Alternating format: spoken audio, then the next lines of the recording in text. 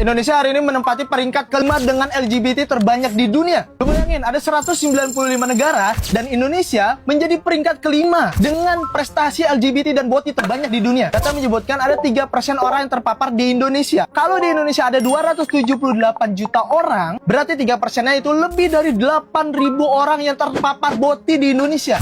Dan dampak BOTY yang tercatat hari ini ada 564.000 orang yang terpapar HIV. Dan Indonesia menjadi peringkat ke-14 dengan HIV terbanyak di dunia. Pertanyaannya, kok bisa Indonesia sampai menempati peringkat tersebut? Dan apa sih penyebabnya? Gue jelasin satu-satu. Ada fakta yang sangat menyakitkan. Setelah reformasi 98, ternyata ada dana asing masuk, plus ada organisasi asing seperti dua ini. Mereka ikut mendanai orang-orang LGBT untuk menyebarkan BOTY-nya di Indonesia. Maraknya situs-situs LGBT yang tersebar di sosial media, terutama di X. Hari ini sudah banyak doktrinisasi terkait opini-opini LGBT dengan unsur kebebasan hak asasi manusia. Dan ini tertarget kepada siswa dan mahasiswa. Propaganda mereka ini ternyata hari ini sudah masuk sampai ke level anak-anak kita. Mereka masuk sampai ke film animasi anak kita dan jumlahnya banyak banget, gila nggak tuh? Selain daripada faktor lingkungan, ternyata salah satu sebab terbesarnya semua ini bisa terjadi adalah hilangnya peran ayah dalam pendidikan keluarganya. Indonesia menjadi negeri tanpa ayah atau fatherless nomor 3 terbesar di dunia.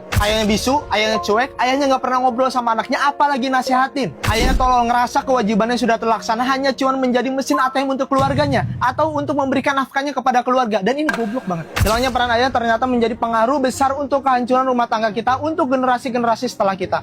Inilah kenapa Al-Quran ternyata merekam peran tertinggi keluarga, itu ternyata posisinya ada di ayah yang pertama, bukan ibu. Ayah adalah koam dalam keluarga. Ketika ayah absen, anak kehilangan role model untuk mendapatkan perlindungan, ilmu kedisiplinan, tanggung jawab, sampai juga keteguhan iman. Padahal Allah sudah menyampaikan dalam surat At-Tahrim ayat ke-6. Artinya, wahai orang-orang yang beriman, peliharalah dirimu dan keluargamu dalam siksa api neraka, yang bahan bakarnya terbuat dari manusia dan batu. Dan ini menjadi pelajaran untuk kita semua, bahwa peran ayah itu sangat penting dalam keluarga. Gue bikin video ini bukan untuk menyudutkan para ayah, tapi untuk menyadarkan bahwa kita punya peranan yang sangat besar dalam keluarga.